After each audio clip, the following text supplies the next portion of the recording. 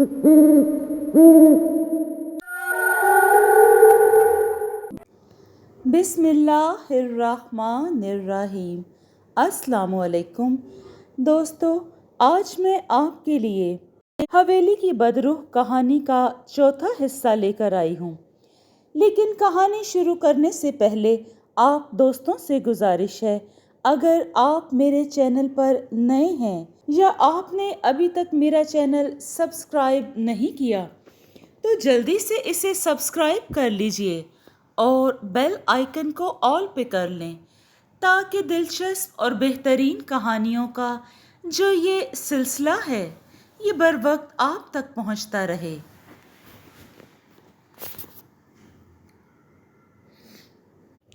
रोहनी की आवाज़ आई, मेरी बात गौर से सुनो नौशेरवान। कुएं के मंडेर के करीब दीवार के पास मिट्टी का एक मटका पड़ा हुआ है। इसके अंदर एक खोपड़ी है। इस खोपड़ी को मटके से बाहर निकालो और इस पर 5 बार अल्लाह का पाक नाम पढ़कर फूंको, फिर सब ठीक हो जाएगा। मैंने ऐसा ही किया। कुएं की मंडेर के पीछे दीवार की तरफ गया। वहाँ एक मटका पड़ा हुआ था। मटके के साथ मकड़ियों के जाले चिमटे हुए थे। मैंने जालों को हटाने के बाद मटके के ढक्कन को उठाकर अंदर हाथ डालकर एक खोपड़ी बाहर निकाल ली। ये एक इंसानी खोपड़ी थी। मैंने 5 बार अल्लाह पाक का नाम दिल में पढ़कर खोपड़ी पर फूंक मारी। खोपड़ी ऊपर छत से आती हुई रोशनी की एक चमकदार किरण पड़ी और खोपड़ी उछलकर कुएं में गिर पड़ी। मैं दौड़कर कुएं के मुंडेर पर आ गया। मैंने देखा कि कुएं में रोशनी ही रोशनी हो गई है और रोशनी में रोहनी अपने आप को ऊपर को आ रही है। रोहनी के दोनों हाथ सीने पर बंधे हुए थे और उसका सर झुका हुआ था। वो कुएं में से बाहर निकलकर आ गई।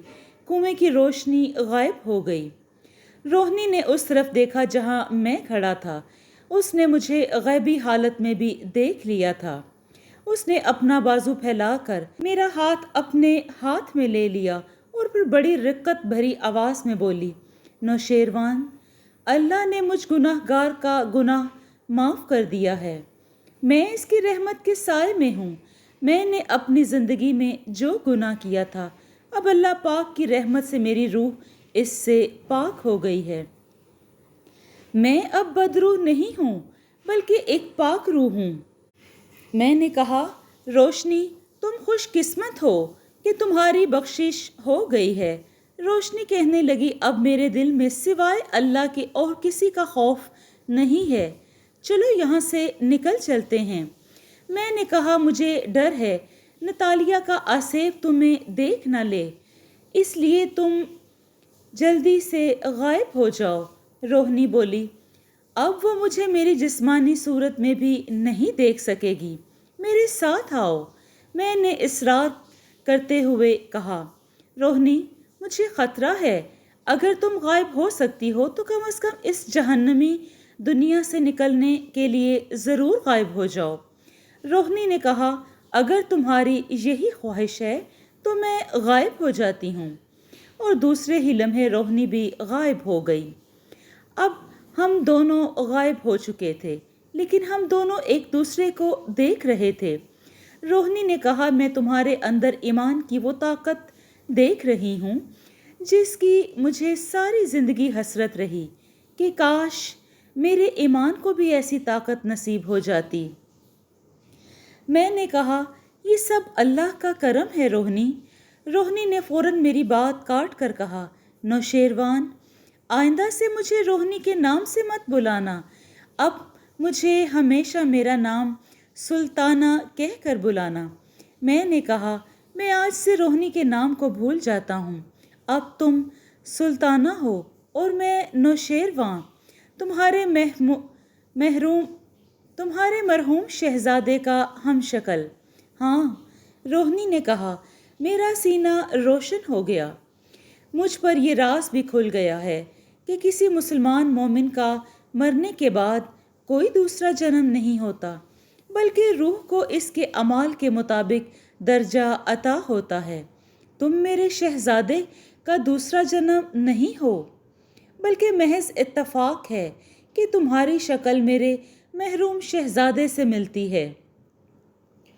میں نے روہنی سے کہا، آپ کو میں اپنی داستان بیان کر رہا ہوں، اس لیے آپ کے آگے سلطانہ کا نام روہنی ہی لوں گا، تاکہ آپ لوگ سمجھ جائیں کہ میں اس عورت کی بات کر رہا ہوں جس کی روح یا بدروح کو میں نے روہت گڑھ والے قلعے کے مرتبان سے آزاد کروایا تھا۔ میں نے روہنی سے کہا، سلطانہ، اب تم پاک روح بن چکی ہو، تم اپنے مرحوم خاوند سے اس قدر پیار کرتی ہو، پھر تم اپنے خاوند کی روح سے جا کر کیوں نہیں مل جاتی؟ روہنی نے ٹھنڈا سانس بھر کر کہا، میرا خاوند ایک نیک انسان تھا، وہ مسلمان پیدا ہوا تھا اور پیدا ہونے کے فوراً بعد اس کے کان میں اذان دی گئی تھی۔ اس کی روح جنت کے جس مقام، جس درجے پر ہے، میں ابھی وہاں تک رسائی نہیں حاصل کر سکی۔ جب میری روح کا رہا سہا میل بھی اتر جائے گا تو میں اس روز اپنے خاوند کی روح سے جا کر مل جاؤں گی۔ ہم باتیں کرتے غار کی کھڑکی سے باہر نکل کر غار کے اندر سے گزر رہے تھے اور غار کے دھانے پر پہنچ گئے تھے۔ ہم غار سے سلامتی کے ساتھ نکل آئے تھے۔ غار سے نکلنے کے بعد روہنی نے میرا ہاتھ تھام کر مجھے اپنے ساتھ ہی زمین کی سطح سے 10-15 فٹ اوپر اٹھا لیا تھا۔ دلدل کے اوپر سے گزرنے کے بعد وہی پہاڑ تھا جس میں سے طوفانی دریا نکل کر ایک طرف کو مڑ گیا تھا۔ روہنی کہنے لگی، ہم غار میں سے نہیں نکلیں گے بلکہ پہاڑ کے اوپر سے نکل جائیں گے۔ اس سے بہتر بات اور کیا ہو سکتی تھی؟ میں غار کے تاریک ماحول سے بچ گیا تھا۔ ہم پہاڑ کے اوپر آ گئے۔ پہاڑ ہمارے نیچے کافی رہ گیا تھا۔ سیاہ ڈراؤنی چٹانوں کا سلسلہ تھا جس کی تنگ و تاریک راہداریوں سے طوفانی دریا قیامت کا ڈراؤنا شور مچاتا بہہ رہا تھا۔ میں نے روہنی سے کہا، سلطانہ، میں نے زندگی میں اتنا خوفناک دریا نہیں دیکھا۔ اگر میرے خدا کی مدد میرے ساتھ نہ ہوتی تو میں اس کے قریب سے بھی نہیں گزر سکتا تھا۔ روہنی کہنے لگی، نوشیروان، حقیقت میں یہ دریا، یہ عذاب دینے والے دلدلی میدان اور اژدہا کیا ہیں، اس کا تمہیں علم نہیں ہے۔ ایسے کئی راز ہیں جس کا علم انسان کو اس کی موت کے بعد ہوتا ہے۔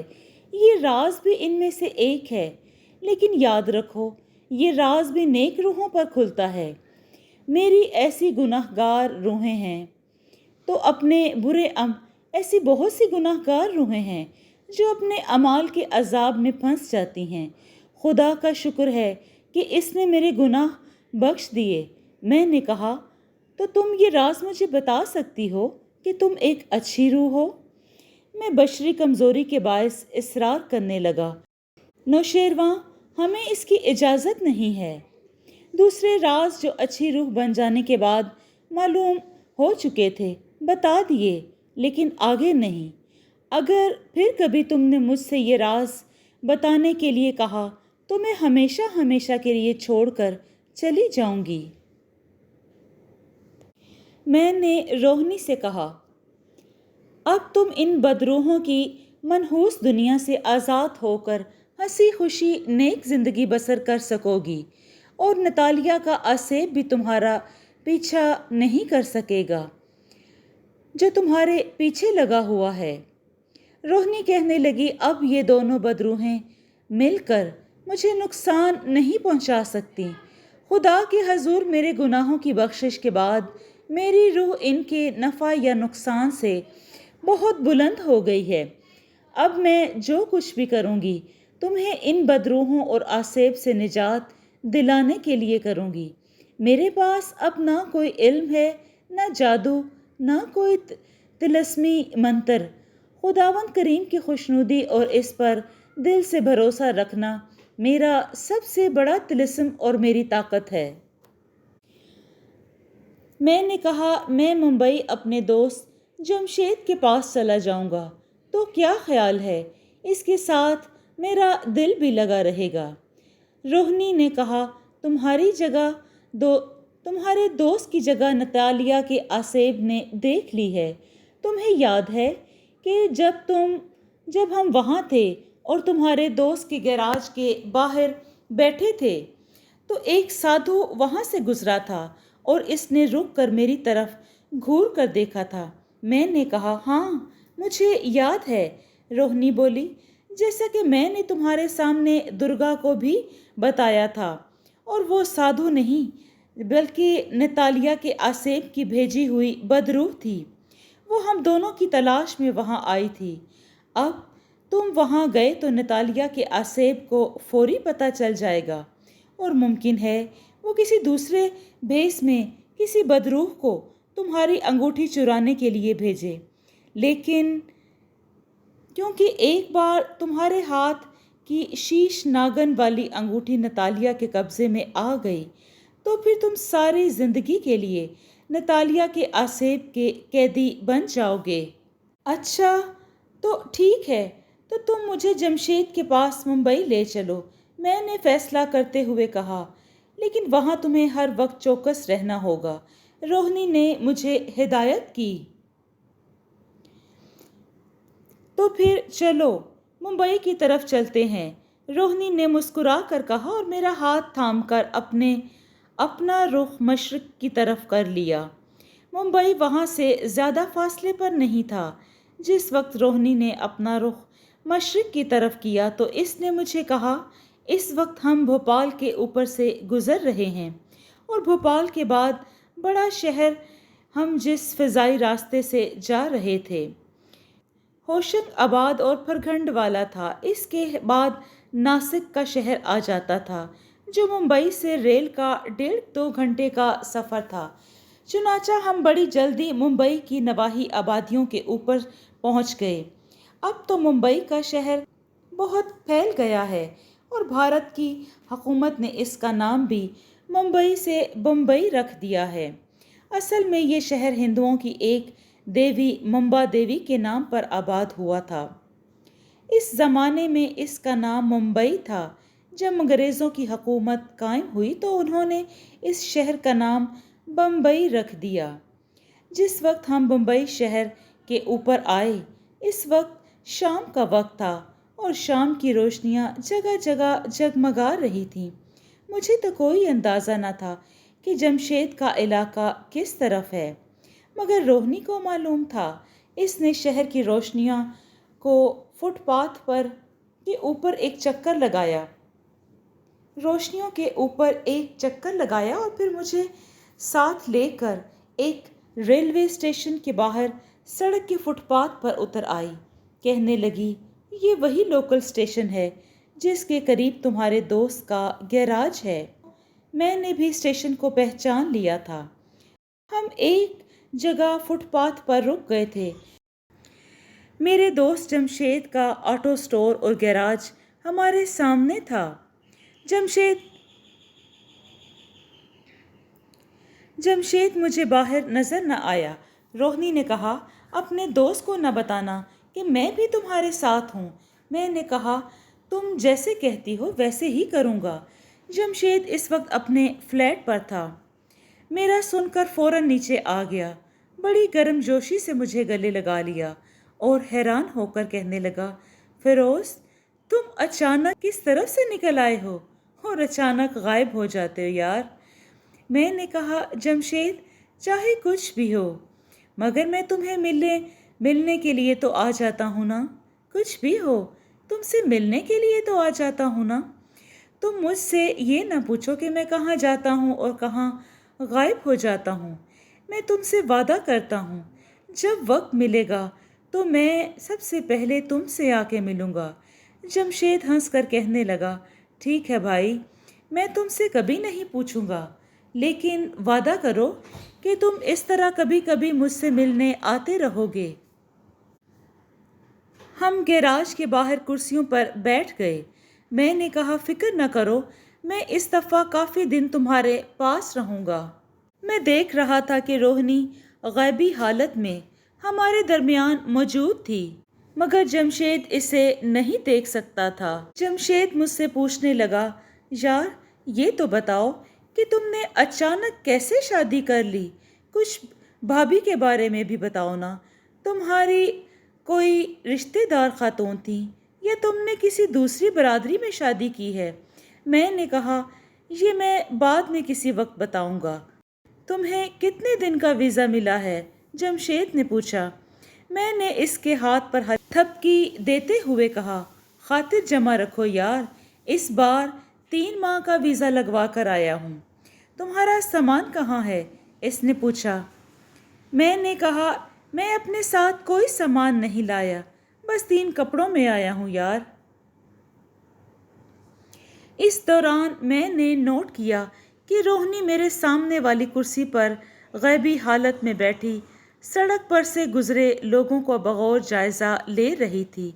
शायद इसे डर था कि नतालिया के असेब ने मेरा सुराग रसानी के लिए किसी को भेजा ना हो।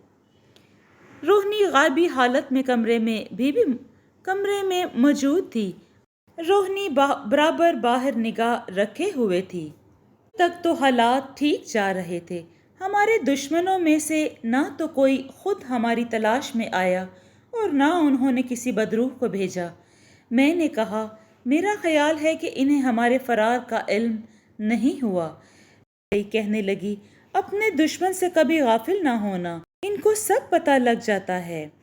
नतालिया को मेरे फरार का इस वक्त इल्म हो गया होगा, लेकिन गुनाह जल जाने के बाद मेरी रूह में नेकी की ताकत आ गई है।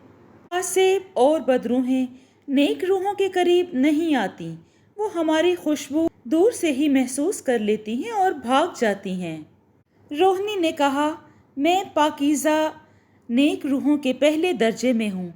यही वजह है कि मैं तुम्हारे साथ ज़मीन पर चल फिर लेती हूँ, क्योंकि अभी मेरे अंदर दुनियावी ख़यालात और दुनियावी ख्वाहिश मौजूद है, और ये दुनियावी ख्वाहिश तुम्हें तुम्हारे दुश्मनों से छुटकारा दिलाने की ख्वाहिश है, ताकि तुमने मुझ पर जो एहसान किया है मैं उसका बोझ उतार सकूं। ये भी एक दुनियावी जज्बा है।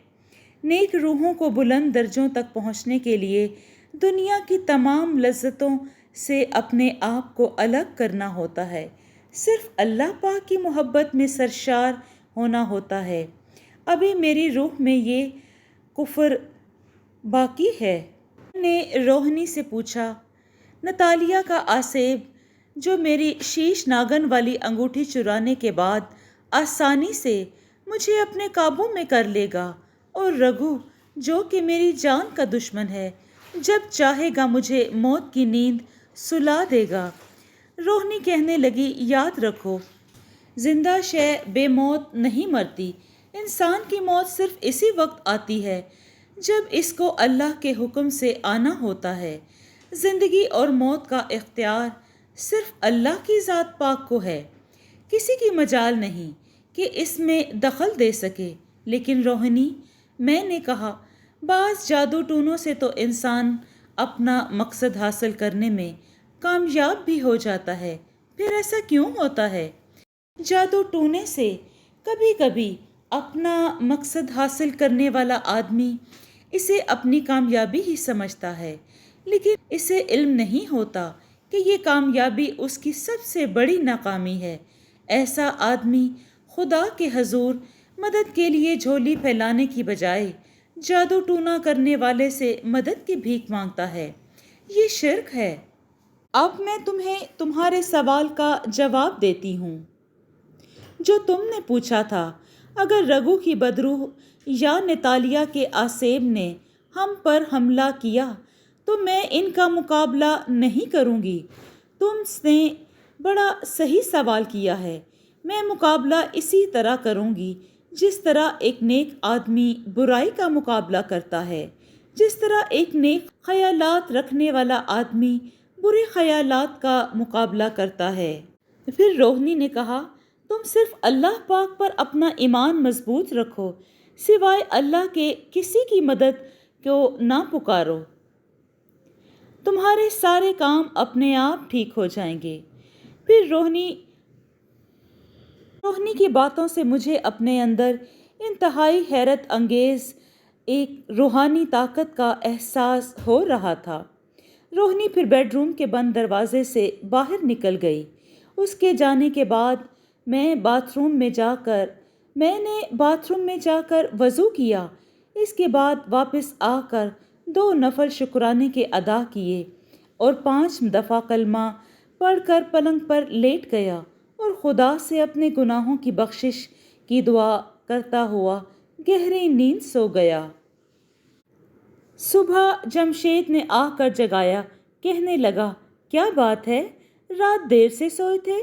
اٹھو، دن کے 10 بج رہے ہیں، نیچے آؤ۔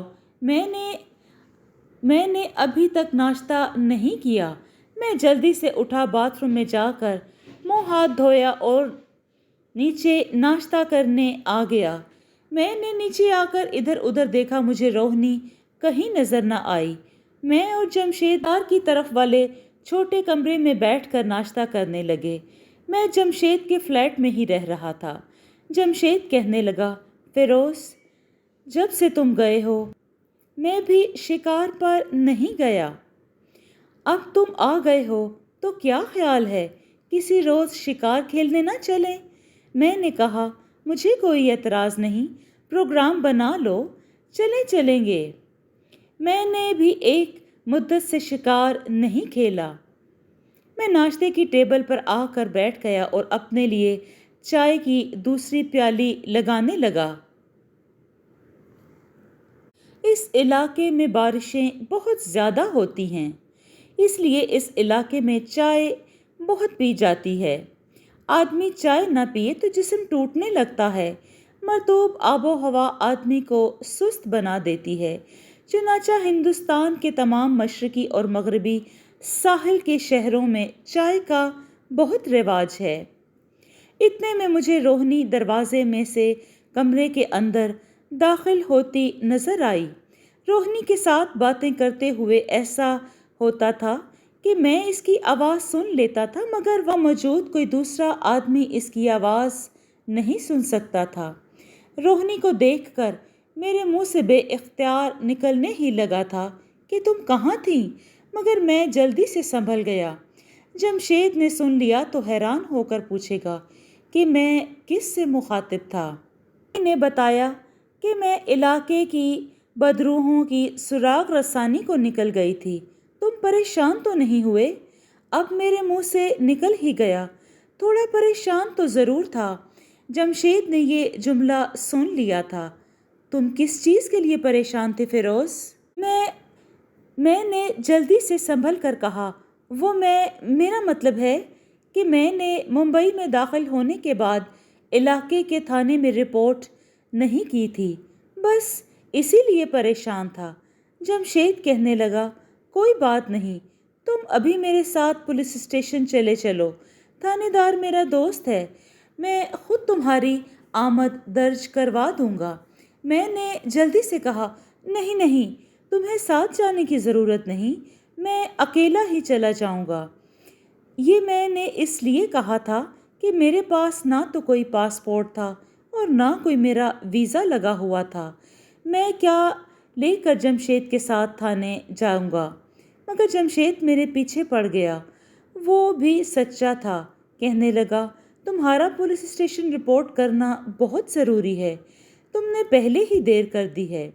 اگر اکیلے گئے تو تھانے دار قانون کی خلاف ورزی کے جرم میں ممکن ہے تمہیں پاکستانی جاسوس سمجھ لے۔ وہ صحیح کہہ رہا تھا، میں خواہ مخواہ مصیبت میں پھنس سکتا تھا۔ پاس پاسپورٹ نہیں تھا۔ میں نے پریشانی میں روہنی کو بتایا تو اس نے کہا، کوئی مسئلہ نہیں۔ میں نے پوچھا، تم میرا پاسپورٹ کہاں سے لاؤ گی؟ اس نے کہا، وہ سامنے والی الماری کا نچلا دراز کھول کر دیکھو، ایک لفافے میں تمہارا پاسپورٹ موجود ہے۔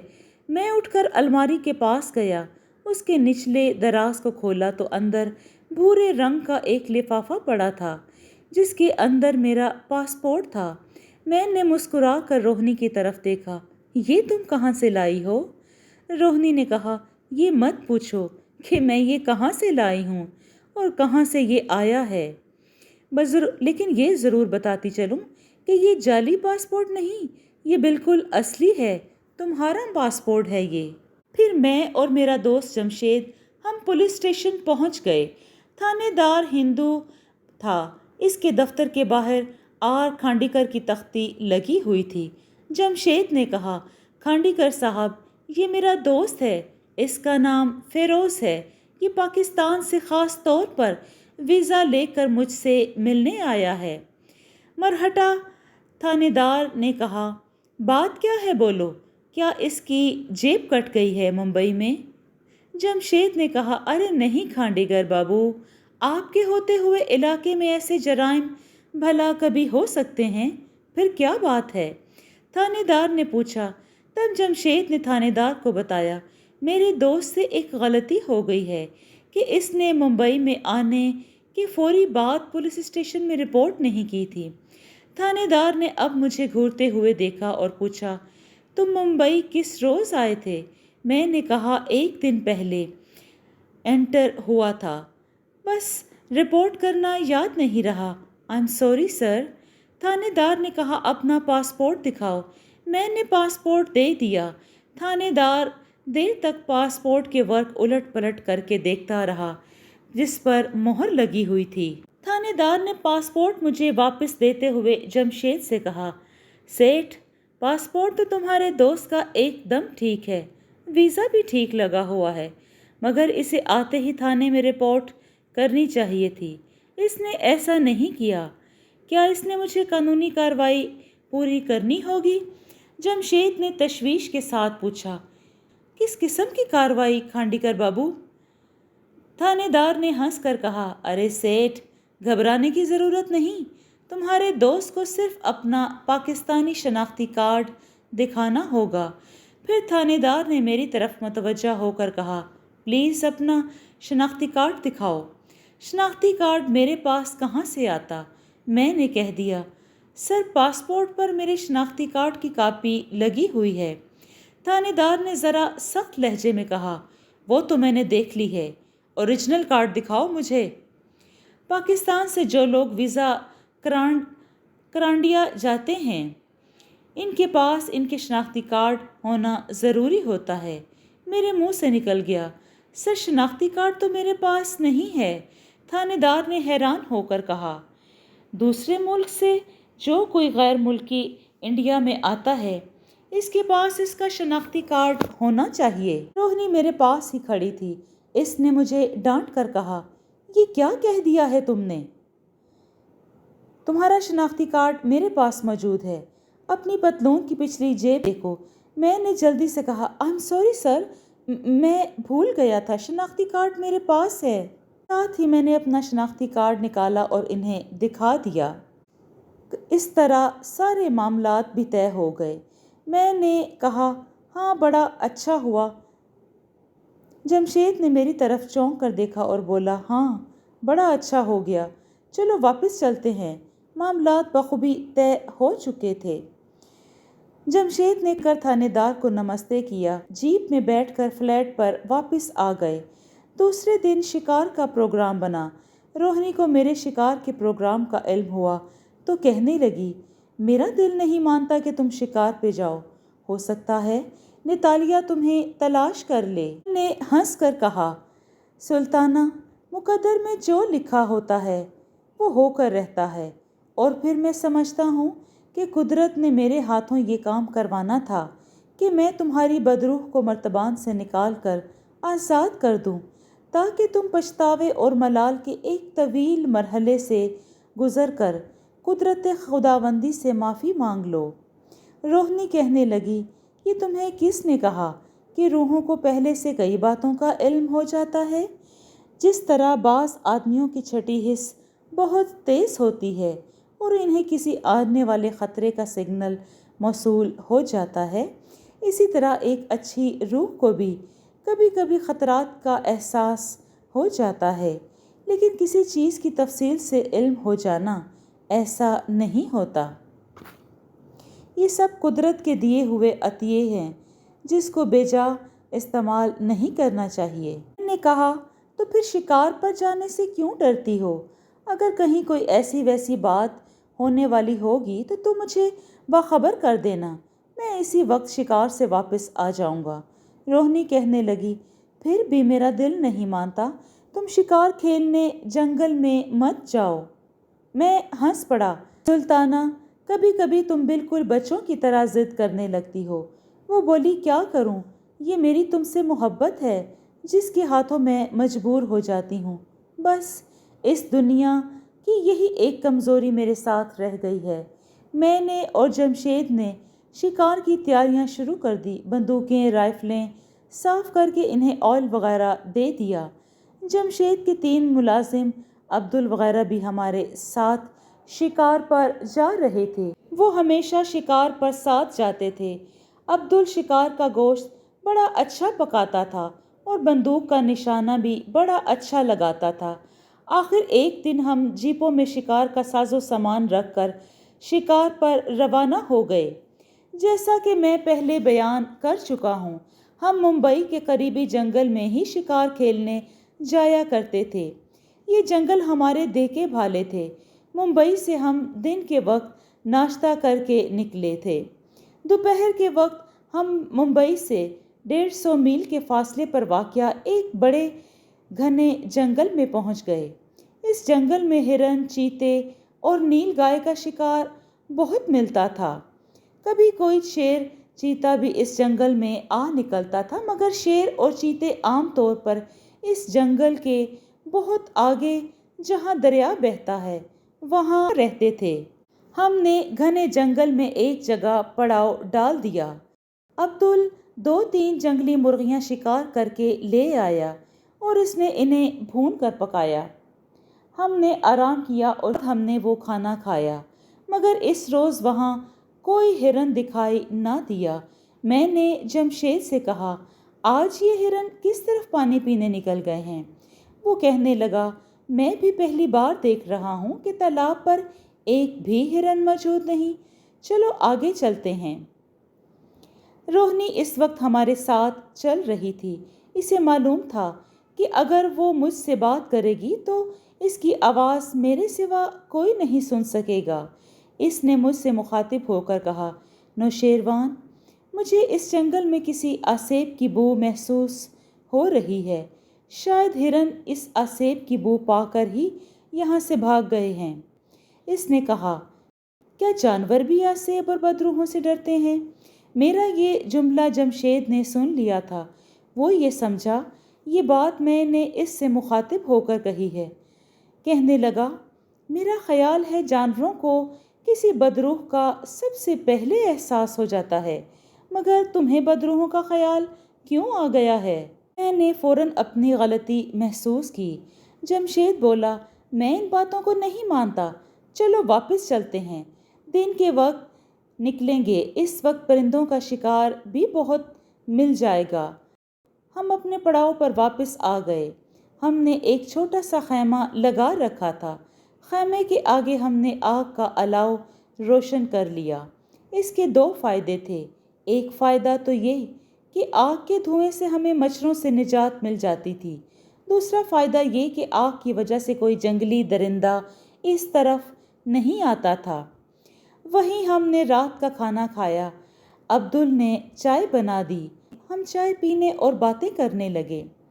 روہنی ہمارے خیمے کے آس پاس پھر رہی تھی جیسے میری دیکھ بھال کر رہی ہو۔ میں خیمے میں سونے کے لیے چلا گیا۔ عبدل نے برتن وغیرہ سمیٹ کر ایک درخت کے نیچے جا کر وہ بھی لیٹ گیا تھا۔ میں روہنی کو خیمے کے باہر ایک سٹول پر بیٹھا دیکھ رہا تھا۔ روہنی، تم کیا محسوس کر رہی ہو؟ نہیں، اب مجھے کسی آسیب کی بو نہیں آ رہی، ورنہ مجھے اس کی بو ضرور آتی۔ میرا خیال ہے اب یہاں کوئی نہیں ہے۔ میں نے کہا، جنگل میں تو ہر قسم کی بری روحیں گھومتی پھرتی ہیں، ہو سکتا ہے کوئی بری روح آئی ہو، تمہیں دیکھ کر فرار ہو گئی ہو۔ وہ بولی، میرا بھی یہی خیال ہے، لیکن ہمیں ہوشیار ہو کر رہنا چاہیے۔